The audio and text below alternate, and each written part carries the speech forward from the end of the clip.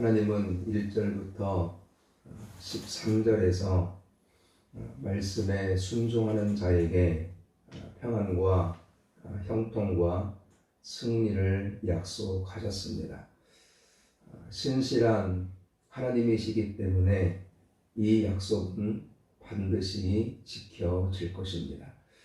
중요한 것은 우리가 변하지 않아야 된다는 겁니다. 하나님은 어제나 오늘이나 영원토록 동일하신 분이기 때문에 그 약속을 절대로 변개하지 않으십니다. 중요한 것은 우리가 하나님을 떠나고 우리가 죄를 짓고 그로 인해 진노를 사게 된다는 거죠.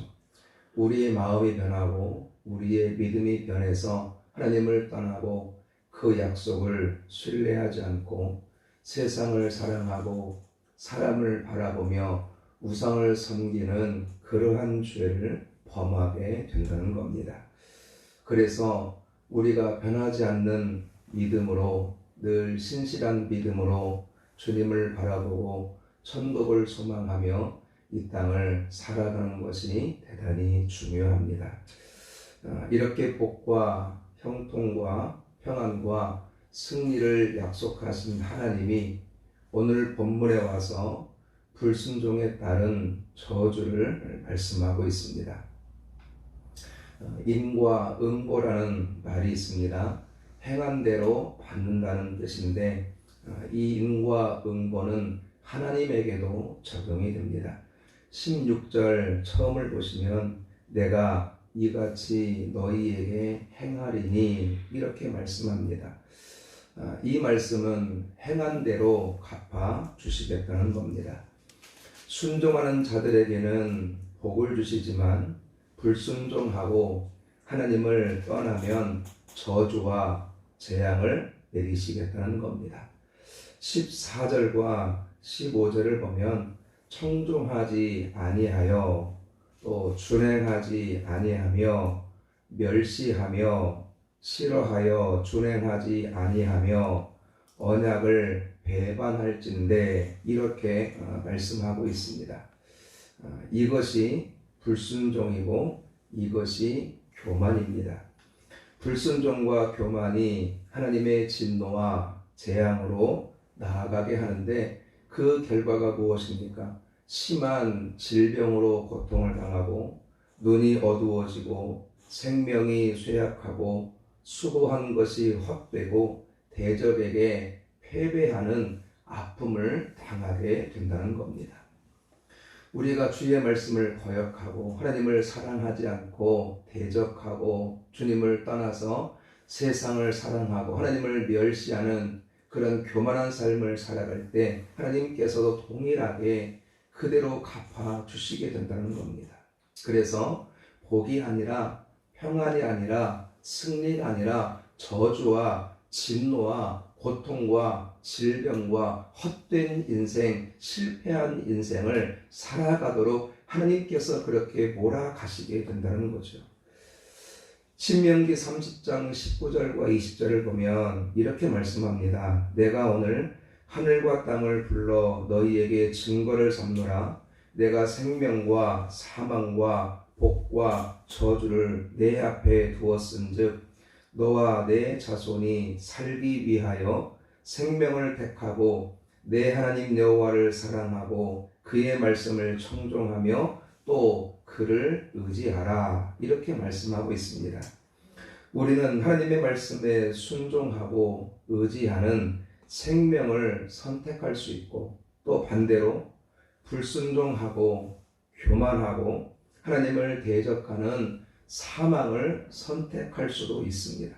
그러나 그 선택에 대한 책임은 우리가 반드시 져야 된다는 거죠. 말씀을 택하고 하나님을 사랑하고 순종할 때 평안과 형통과 승리가 임할 것입니다. 그러나 세상을 택하고 하나님을 멀리하고 불순종하고 교만하면 진노와 저주를 받고 사망에 이르게 된다는 겁니다. 우리는 행한 대로 갚으시는 하나님을 가슴에 새겨야 됩니다. 우리가 주님을 사랑하고 말씀에 순종하면 복 주시고 평안으로 인도하시고 우리의 삶을 책임지시는 하나님. 그러나 우리가 그 하나님을 버리고 주님을 사랑하지 않고 우상을 섬기고 세상을 따라가고 내가 원하는 삶에 집중할 때, 주님을 대적할 때 하나님께서 동일하게 진노와 저주와 재앙과 고통 속으로 몰아가시는 이 하나님을 우리는 기억해야 됩니다. 계시록에서 우리가 행한 대로 갚아주시겠다라고 말씀하셨는데, 이것은 상급만이 아니라 이 땅의 삶에서도 하나님은 행한 대로 우리에게 갚아주시겠다라고 오늘 레위기를 통해서 우리에게 말씀하고 있다는 거죠. 그래서 불순종하고 교만하면 저주를 받을 수밖에 없습니다. 우리는 힘들고 어려워도 말씀을 택하고 하나님을 택하고 믿음을 따라가야 됩니다. 주님을 따라가는 것이 어렵고 힘들고 또 세상에서 그렇게 살아가는 것이 어리석게 보이지만 이것이 승리이고 이것이 복이고 이것이 평안을 누리는 비결이 된다는 거죠. 바라기는 저와 여러분이 이 예수님께서 걸어가셨던 그 진리의 길, 생명의 길, 주님의 말씀 붙들고 이 땅을 담대하게 살아가는 은혜가 있기를 간절히 소망합니다.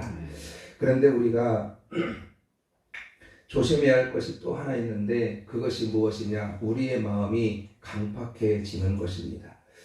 하나님은 불순종하고 교만할 때 재앙을 내리겠다라고 말씀합니다. 그런데 18절을 보시면 이렇게 말씀합니다. 18절을 다시 한번 같이 읽을까요? 18절 시작.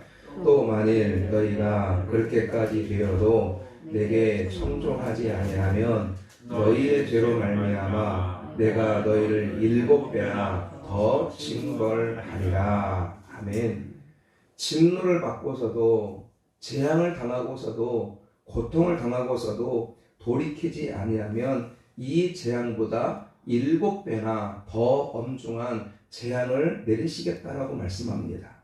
또한 21절도 보면 그래도 돌이키지 않으면 여기에 7배를 더 더해서 진노할 것이고 23절과 24절에 한 번 더 7배로 더해서 진노할 것을 말씀하고 있습니다. 이스라엘이 계속해서 불순종하고 하나님을 대적하고 무시하면, 돌아오지 않으면 하나님도 계속해서 더 중한 진노를 쌓으시겠다는 겁니다. 그래서 처음보다 7배가 더해지고 거기에 또 7배가 더해지고 거기에 또 7배가 더해져서 정말 인간이 견딜 수 없는, 도저히 견딜 수 없는, 살아남을 수 없는 엄중한 진노를 쏟아 부으시겠다는 겁니다. 이것이 소돔과 고모라의 징후 아니겠습니까? 소돔과 고모라에 내렸던 그 불과 유황불로 그 소돔과 고모라가 멸망당했던 그 진노, 그 재앙을 이 땅 가운데 내리시겠다라고 말씀하고 있는 거죠. 죄송합니다. 하나님의 진노와 심판을 견디고 살아남을 존재가 없습니다. 이것을 깨닫고 하나님께 돌아가는 것이 지혜이고 이것이 살 길입니다. 그런데 교만이 자라서 강팍한 마음이 되고 하나님을 대적하는 죄악으로 나아가게 한다는 겁니다. 야고보서를 보면 욕심이 잉태하여 죄를 낳고 그 죄가 장성하여 사망을 낳는다라고 말씀하고 있습니다. 마음에 들어온 죄가 자라서 우리의 마음을 지배하고 잠식해 버리게 된다는 거죠. 그래서 강팍하게 만들고 믿음을 무너뜨려서 이제는 하나님을 대적하면서도 두려워하지 않는 그런 와인 맞은 양심으로 바꾸어 버리게 된다는 겁니다. 이것이 바로 애굽의 바로왕의 모습 아니겠습니까? 하나님이 10가지 재앙을 퍼부으실 때 하나님을 인정하고 돌아와야 되는데 돌아오지 않고 여전히 강팍하고 여전히 하나님을 대적하는 그러한 모습을 보였다가 결국 망하는 자리에 설 수밖에 없었다는 거죠. 우리는 이런 교만, 이런 강팍함으로 나아가면 안 됩니다.